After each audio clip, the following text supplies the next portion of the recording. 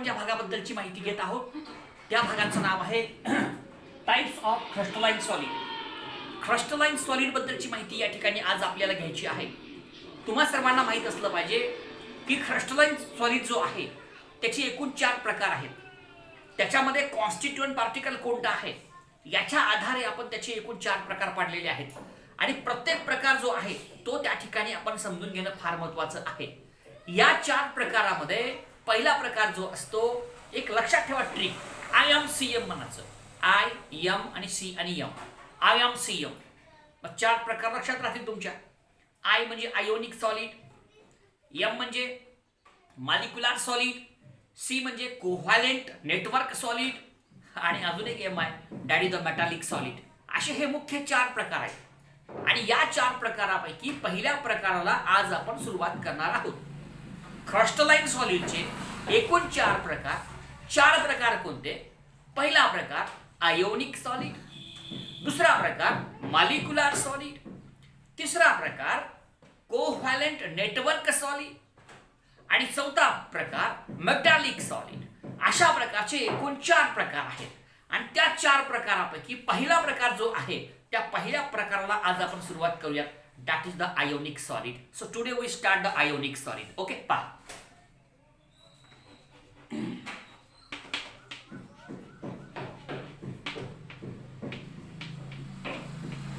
आता आयोनिक सॉलिडचा आपण जेव्हा विचार करतो, आयोनिक सॉलिड एक लक्षात घ्या, तुम्ही कोणत्याही प्रकारचा सॉलिड तुम्ही घेतला तर त्याच्यामध्ये जे कॉन्स्टिट्यूएंट पार्टिकल्स आहेत नेमकं कोणत्या स्वरूपात आहेत हे आपण लक्षात घेणं फार महत्त्वाचं आहे. आणि तुम्हाला माहित आहे की हे स्मॉलेस्ट कॉन्स्टिट्यूएंट पार्टिकल हे 3 स्वरूपात असतात. Number 1 ion, number 2 atom, number 3 molecule. मग आयोनिक सॉलिड मध्ये असलेले कॉन्स्टिट्यूएंट पार्टिकल्स हे नेमकं कशाच्या स्वरूपात असतात हे आपण लक्षात घेणं फार महत्त्वाचं आहे. आणि एक वाक्य लक्षात घ्या तुम्ही की ह्या आयोनिक सॉलिड मध्ये असलेले कॉन्स्टिट्यूएंट पार्टिकल हे आयनच्या स्वरूपात असतात. In ionic solid the constituent particles are the ion, charged ion. अशा प्रकारचा शब्दप्रयोग आपल्या पुस्तकामध्ये केलेला आहे. आपण उदाहरण घेऊ, आपल्या सर्वांच्या लक्षात येईल. पहा, आता या ठिकाणी उदाहरण लिहित असताना पहिल्यांदा एक एक आयन आपण लिहू. Na+, हा एक झाला, बरोबर आहे. हा Cl- हा दुसरा झाला, बरोबर आहे. परत Na+ आणि Cl- अशा प्रकारचा करू. पुन्हा इथं उलट करू आपण. Cl- परत Na+, परत Cl-, बरोबर आहे. परत Na+, परत Cl-, परत Na+. बघा, आता हे सगळे कोण आहे?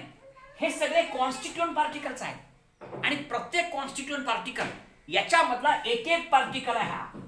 आणि हे जे एक्झाम्पल आहे हे कशाचं एक्झाम्पल आहे?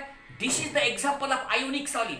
आणि या आयोनिक सॉलिड मध्ये असलेले कॉन्स्टिट्यूएंट पार्टिकल जे आहेत हे कॉन्स्टिट्यूएंट पार्टिकल्स नेमकं कोण आहेत? तर आयन्स आहेत.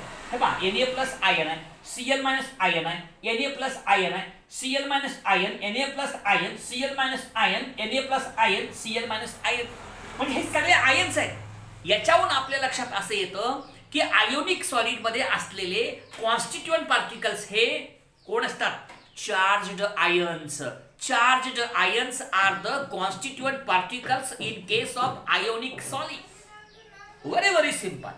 It is very important to know that the smallest constituent particles are present. Which constituent particles are present? That is nothing but the charged ion. आणि जे आपल्या समोर या ठिकाणी लिहिलेले आहेत. एक वाक्य क्लिअर झालं. आयोनिक सॉलिड मध्ये असलेले कॉन्स्टिट्यूएंट पार्टिकल हे चार्ज्ड आयन असतात. हो, कन्सेप्ट क्लिअर. पुढे आपण जाऊया. आता हे जे आयन्स आहेत 2 प्रकारचे असतात. Ions are of 2 types.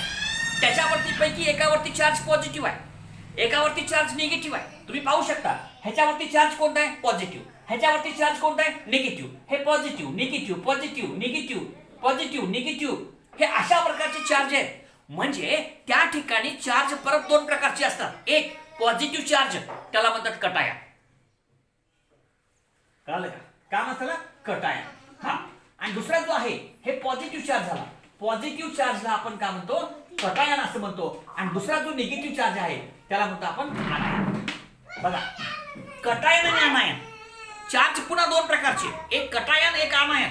दोघात काय फरक आहे लक्षात घ्या तुम्ही.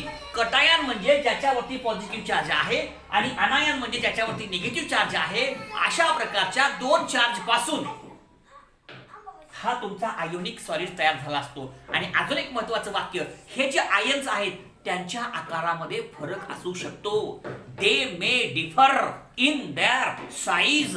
हे जे आयन्स आहेत कटायन अनायन त्यांचा जो साईज आहे त्यांचा जो आकार आहे त्या आकारामध्ये फरक असू शकतो. आपण दाखवलाय हा लहान आहे कटायन, अनायन मोठा आहे, लहान मोठा लहान मोठा लहान मोठा हे दाखवलंय आपण तुमच्या समोर. आणि म्हणून त्या ठिकाणी आपल्याला असं म्हणता येईल ions are of two types, that is the cation and anion anion which may differ in their size.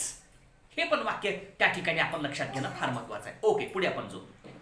आता याच्या पुढचा जो कन्सेप्ट आहे की बाबा हे सगळे पार्टिकल्स आहेत, all these are the particles, आणि हे सगळे पार्टिकल्स एकमेकाला गच पकडलेले आहेत.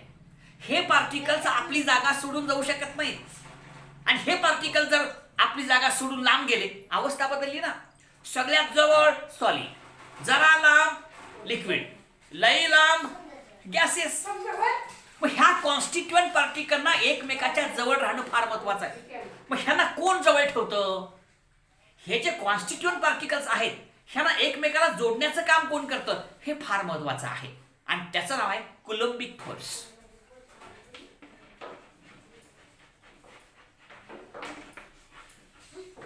हे तरी आपण कुलंबिक फोर्स कसं असतं बघा. आता हा कोण आहे? आयन आहे, त्याच्यावरती चार्ज आहे आणि त्याच्या भोवताली असलेले हे दुसरे आयन्स ज्याचा चार्ज अपोजिट आहे त्याच्या भोवताली असलेले बरं का. हा एक आयन एका विशिष्ट चार्जचा, त्याच्या भोवताली हे सगळे आयन्स त्याच्या अपोजिट चार्ज असलेले. अपोजिट म्हणजे विरुद्ध. हे पॉझिटिव्ह आहे, ह्याच्या भोवतालचे सगळे निगेटिव्ह आहे. आणि मग ह्यांच्यामध्ये एक प्रकारचं आकर्षण बल आहे आणि हे सगळे एकमेकाला जोडलेले आहेत. आणि these are connected to each other. हे सगळे जे आहेत ते एकमेकाला जोडलेले आहेत. आणि कशाला जोडलेले आहेत? By the coulombic force. कळलं का? The ion of given charge is bonded to ion of opposite charge surrounding the ion by the coulombic force. एखाद्या विशिष्ट चार्जचा आयन हा त्याच्या भोवताली असलेल्या अपोजिट चार्जच्या आयनला कुलंबिक फोर्सने जोडलेला आहे. So it is attached bye the coulombic force. तर हा अशा प्रकारचा कन्सेप्ट आपण लक्षात घ्यायचा आहे. आणि याच कुलंबिक फोर्सला आपण अजून एक नाव देतो, that is the electrostatic force of attraction.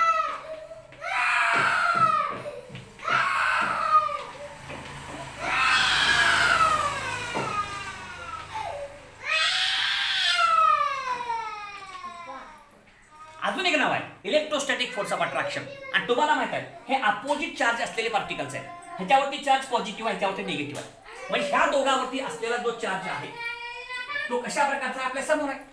आता याच्यावरती चार्ज पॉझिटिव्ह आहे, याच्यावरती निगेटिव्ह आहे, म्हणजे अपोजिट चार्ज.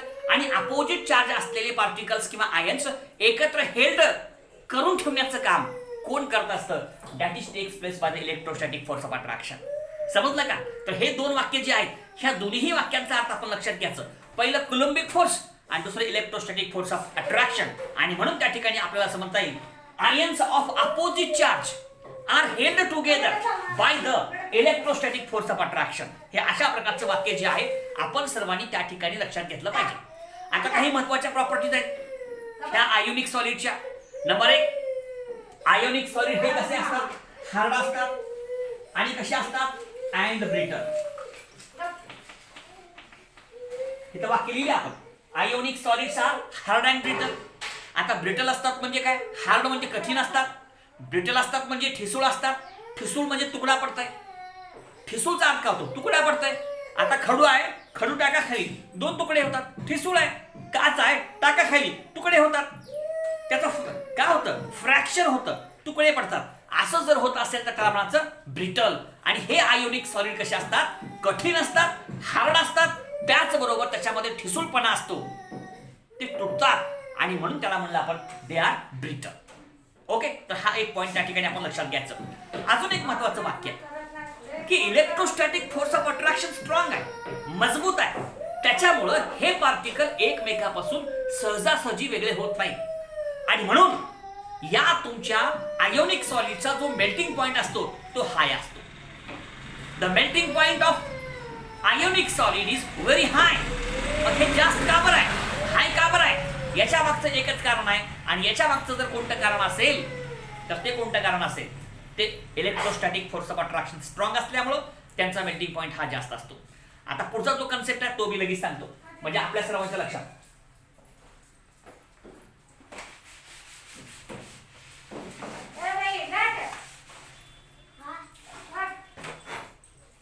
आता एक लक्षात घ्या तुम्ही, आता जी कंडक्टिव्हिटी आहे, कंडक्टिव्हिटी बद्दल बोलू आपण. आता कंडक्टिव्हिटी तुम्हाला माहित आहे, आयोनिक कंपाऊंड मधून इलेक्ट्रिसिटी वाहू शकते का? आयोनिक कंपाऊंड्स हे इलेक्ट्रिक करंटला वाहून नेऊ शकतात का? हा एक अतिशय महत्वाचा पॉइंट आहे. आणि totally depends upon the condition. Condition कोणत्या प्रकारची आहे, कंडिशननुसार त्याचं बिहेवियर चेंज होतं, कंडिशननुसार त्याची वर्तणूक चेंज होते. आता बघा, आता कंडक्टिव्हिटी लिहिला आपण, ओके, लिहिलं. आता समजा हा तुमचा आयोनिक सॉलिड, हा सॉलिड फॉर्म मध्ये समजा.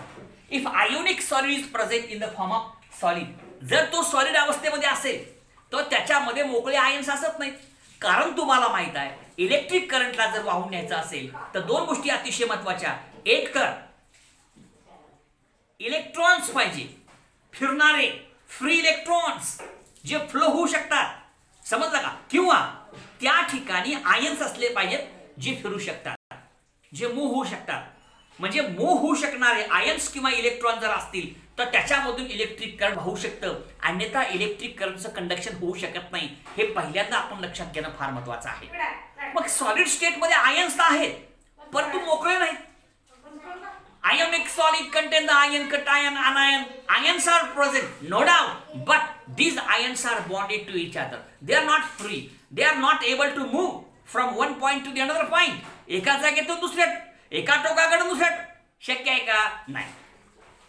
त्याच्यामुळं सॉलिड स्टेटमध्ये हा ionic compound electric current conduct करू शकत नाही. So it is non conductor, जो कंडक्ट करू शकत नाही. ओके, एक कन्सेप्ट क्लिअर. समजा मोल्टन स्टेट मध्ये आहे. आता मोल्टन म्हणजे काय? मोल्टनचा अर्थ असा होतो की वितळलेली अवस्था. जर तो मोल्टन स्टेट मध्ये असेल तर त्याच्यामध्ये आयन्स असतील, ते आयन्स फ्री असतील, ते आयन्स मोकळे असतील, ते आयन्स एका ठिकाणाहून दुसऱ्या ठिकाणी जाऊ शकणारे असतील, एका पॉइंट कडून दुसऱ्या पॉइंट कडे जाऊ शकणारे असतील, पळणारे असतील. आणि मग ते मोल्टन स्टेट मध्ये असेल तर तो इलेक्ट्रिक करंटला कंडक्ट करू शकतो. Ionic solid can conduct electric current in molten state. Molten state मध्ये तो इलेक्ट्रिक करंट कंडक्ट करू शकतो. So that is a conductor.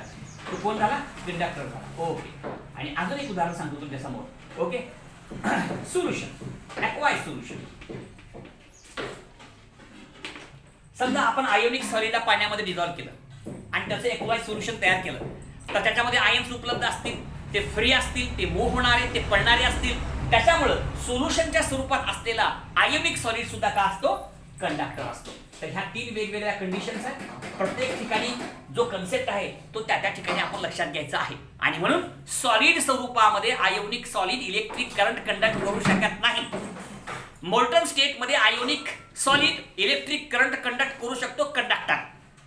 पहिला non conductor, bad conductor, insulator, काय म्हणायचं ते म्हणा, बॅड कंडक्टर. ओके.